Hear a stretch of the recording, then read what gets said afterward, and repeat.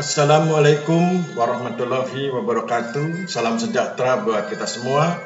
Sahabat-sahabatku sekalian, pada kesempatan ini kita akan membahas pendidikan Pancasila dan kewarganegaraan, khususnya pendidikan Pancasila dengan tema Pancasila sebagai ideologi bagian yang kedua.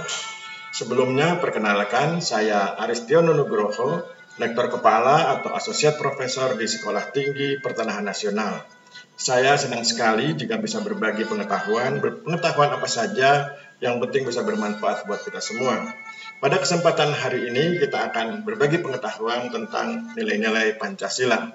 Dan pada kesempatan ini kita akan berbicara tentang pendidikan Pancasila dan kewarganegaraan, khususnya pendidikan Pancasila dengan tema Pancasila sebagai ideologi bagian yang kedua.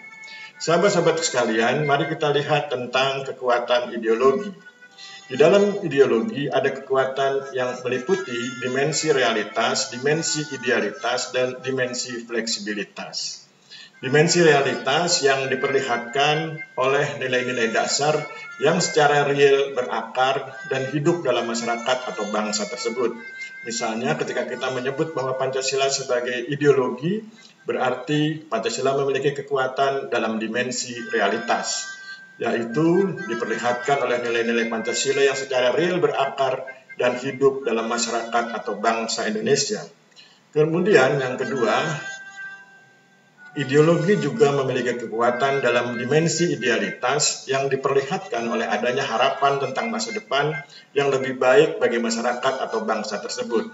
Misalnya ketika kita menggunakan Pancasila sebagai ideologi, maka kita mengetahui bahwa Pancasila memiliki kekuatan dalam dimensi idealitas yang diperlihatkan oleh adanya harapan tentang masa depan yang lebih baik bagi masyarakat atau bangsa Indonesia ketika berkenan menerapkan nilai-nilai Pancasila. Kemudian, ideologi juga memiliki kekuatan dalam dimensi fleksibilitas yang diperlihatkan oleh keluasan dan peluang pengembangan berbagai pemikiran baru yang sesuai dengan perkembangan zaman. Jadi ketika kita menyebut Pancasila sebagai ideologi, maka kita mengetahui bahwa Pancasila memiliki kekuatan dalam dimensi fleksibilitas yang diperlihatkan oleh keluasan dan peluang pengembangan berbagai pemikiran baru dalam basis Pancasila yang sesuai dengan perkembangan zaman. Mari kita ketahui dan sama-sama telah kita ketahui bahwa nilai-nilai Pancasila yang kalau kita gunakan penyebutan secara singkat terdiri dari ketuhanan, kemanusiaan, kebangsaan, kerakyatan, dan keadilan sosial, maka nilai-nilai itu adalah nilai-nilai yang selalu sesuai dengan perkembangan zaman dan tentu menjadi harapan bagi segala generasi, termasuk generasi milenial yang sekarang akan bekerja keras untuk memajukan negara kesatuan Republik Indonesia. Sahabat-sahabat sekalian, ideologi juga punya fungsi. Kalau bicara fungsi ideologi, maka diketahui bahwa sistem pengetahuan yang dapat dijadikan dasar menafsirkan dunia. Jadi, ideologi itu memiliki fungsi yaitu sebagai sistem pengetahuan yang dapat dijadikan dasar menafsirkan dunia. Selain itu, ideologi juga berfungsi menunjukkan tujuan yang ingin dicapai.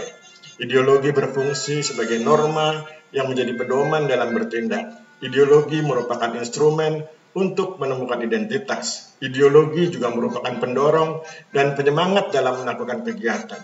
Ideologi juga merupakan instrumen pembentuk perilaku dan orientasi.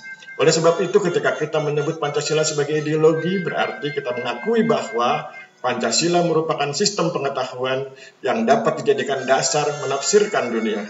Pancasila menunjukkan tujuan yang ingin dicapai. Pancasila merupakan norma yang menjadi pedoman dalam bertindak. Pancasila juga merupakan instrumen untuk menemukan identitas dan Pancasila juga merupakan pendorong dan penyemangat dalam melakukan kegiatan. Dan sekaligus Pancasila merupakan instrumen pembentuk perilaku dan orientasi. Sahabat-sahabat sekalian, kita masih berbicara tentang pendidikan Pancasila dan kewarganegaraan, khususnya pendidikan Pancasila yang pada kesempatan ini mengambil tema Pancasila sebagai ideologi bagian yang kedua. Sahabat-sahabat sekalian, mari kita tengok sejenak tentang larangan penyebaran ideologi komunis. Pelarangan penyebaran ideologi komunis ditegaskan dalam Ketetapan MPRS nomor 25 MPRS 1966 tentang pembubaran PKI, Partai Komunis Indonesia, pernyataan sebagai organisasi terlarang di seluruh wilayah negara Republik Indonesia bagi PKI, dan larangan setiap kegiatan untuk menyebarkan atau mengembangkan paham atau ajaran komunisme, Marxisme, dan Leninisme. Ketetapan MPRS nomor 25 MPRS 1966 selanjutnya dikuatkan dengan Ketetapan MPR nomor 9 MPR 1978 dan Ketetapan MPR nomor 8 MPR 1983. Ideologi komunis bertentangan dengan Pancasila karena lazimnya komunisme bersifat ateis yang menolak keberadaan agama dalam suatu negara. Sahabat-sahabat sekalian, mari kita tengok sejenak pandangan tentang agama bagi bangsa Indonesia. Di sini saya kutipkan penggalan pidato Soekarno tentang agama saat sidang BPUPKI tanggal 1 Juni tahun 1945 sebagai berikut. Prinsip ketuhanan, bukan saja bangsa Indonesia bertuhan, tetapi masing-masing orang Indonesia hendaknya bertuhan. Tuhannya sendiri, yang Kristen menyembah Tuhan menurut petunjuk Isa Al-Masih, yang Islam menurut petunjuk Nabi Muhammad SAW, orang Buddha menjalankan ibadatnya menurut kitab-kitab yang ada padanya. Tetapi marilah kita semuanya bertuhan. Hendaknya negara Indonesia ialah negara yang tiap-tiap orangnya dapat menyembah Tuhannya dengan leluasa.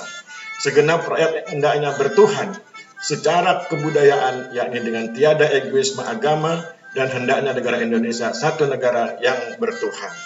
Kata kuncinya adalah hendaknya negara Indonesia satu negara yang bertuhan. Itu adalah penggalan pidato Soekarno tentang agama saat sidang BPUPKI tanggal 1 Juni tahun 1945. Sahabat-sahabatku sekalian, kita masih berbicara tentang pendidikan Pancasila dan kewarganegaraan, khususnya pendidikan Pancasila dengan tema Pancasila sebagai ideologi, bagian yang kedua. Sahabat-sahabat sekalian, sekarang mari kita tengok sejenak pemahaman tentang kesatuan majemuk yang tunggal. Pancasila merupakan satu kesatuan majemuk yang tunggal, di mana ada 5 sila yang berada pada ranah yang berbeda, tetapi kelimanya memiliki satu kesatuan atau ketunggalan dalam hal berkontribusi bagi kesejahteraan bangsa dan negara. Pancasila memiliki sila-sila yang merupakan satu kesatuan yang organis, berhubungan secara fungsional. Sahabat-sahabat sekalian, kita juga perlu memahami konsep manusia sebagai monopluralis. Secara ontologis, berdasarkan eksistensi, Pancasila memahami manusia sebagai monopluralis berdasarkan unsur-unsur kodrati atau bawaan, yaitu 1. Susunan kodrati terdiri dari jasmani dan rohani. 2. Sifat kodrati terdiri dari individual dan sosial. 3. Kedudukan kodrati terdiri dari pribadi mandiri dan makhluk ciptaan Tuhan yang wajib berbakti kepadanya.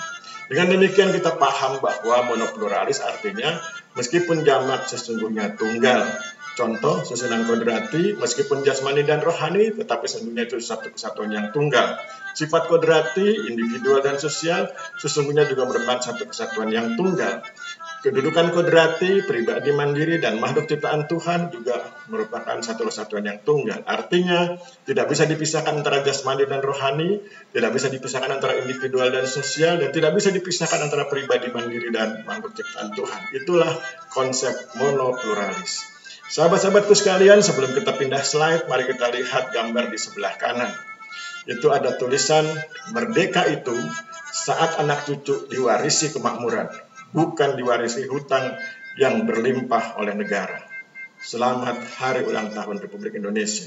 Dan di bawahnya Anda lihat ada gambar kampus STPN yang relatif megah. Jadi mari kita ingat konsepnya, merdeka itu saat anak cucu diwarisi kemakmuran, bukan diwarisi hutang yang berlimpah oleh negara. Sahabat-sahabatku sekalian, kita masih berbicara tentang pendidikan Pancasila dan kewarganegaraan, khususnya pendidikan Pancasila, yang pada kesempatan ini mengambil tema Pancasila sebagai ideologi bagian yang kedua. Sahabat-sahabat sekalian, kita sekarang melihat mengenai susunan sila-sila Pancasila yang bersifat hierarkis piramidal. Hierarkis artinya urutan sila-sila Pancasila bertingkat-tingkat secara strukturatif. Piramidal artinya tingkatan-tingkatan tersebut tersusun berdasarkan kandungan kualitas, sifat isi, dan kuantitas cakupan isi dari sila-sila tersebut. Misalnya sila pertama itu bicara tentang ketuhanan dan di dalamnya dia akan memiliki cakupan berupa sila kedua kemanusiaan, sila ketiga kebangsaan, sila keempat kerakyatan, dan sila kelima keadilan sosial. Demikian seterusnya, misalnya sila kedua juga begitu, memiliki cakupan sila ketiga, 4, dan 5, dan seterusnya. Itu yang dimaksud dengan hierarkis piramidal. Hierarkis artinya urutan sila-sila Pancasila bertingkat-tingkat secara strukturatif, makin ke atas makin konseptual. Kemudian piramidal artinya tingkatan-tingkatan tersebut tersusun berdasarkan kandungan kualitas, sifat isi, dan kuantitas cakupan isi dari sila-sila tersebut. Sahabat-sahabat sekalian, susunan Pancasila bersifat saling mengisi dan mengkualifikasi. Saling mengisi artinya dalam setiap sila terkandung nilai-nilai dari keempat sila lainnya. Saling mengkualifikasi artinya tiap-tiap sila dikualifikasi oleh 4 lainnya. Contoh, pelaksanaan sila pertama harus memperhatikan keempat sila lainnya. Sahabat-sahabatku sekalian, kita masih berbicara tentang pendidikan Pancasila dan kewarganegaraan, khususnya kita berbicara tentang pendidikan Pancasila yang pada kesempatan kali ini kita mengambil tema Pancasila sebagai ideologi bagian yang kedua. Sahabat-sahabat sekalian, mari kita bahas mengenai Pancasila dalam perspektif filsafat. Secara ontologis, Pancasila ada dan diakui keberadaannya, di mana sila-sila Pancasila telah diterapkan oleh bangsa Indonesia sejak dahulu, sekarang, dan hingga masa yang akan datang. Secara epistemologis, Pancasila merupakan suatu sistem pengetahuan yang sila-silanya dapat dikaji keilmiahannya. Dan secara aksiologis, Pancasila berpeluang memberi manfaat bagi masyarakat bangsa dan negara sepanjang bangsa Indonesia berkenan menerapkan sila-silanya. Itulah Pancasila dalam perspektif filsafat. Sahabat-sahabatku sekalian, saya pikir pertemuan kali ini cukup. Kita akhiri, mohon maaf bila terjadi kesalahan. Semoga segalanya bermanfaat dan sampai berjumpa pada pertemuan berikutnya. Kita akhiri, wabillahi taufik wal hidayah. Wassalamualaikum warahmatullahi wabarakatuh.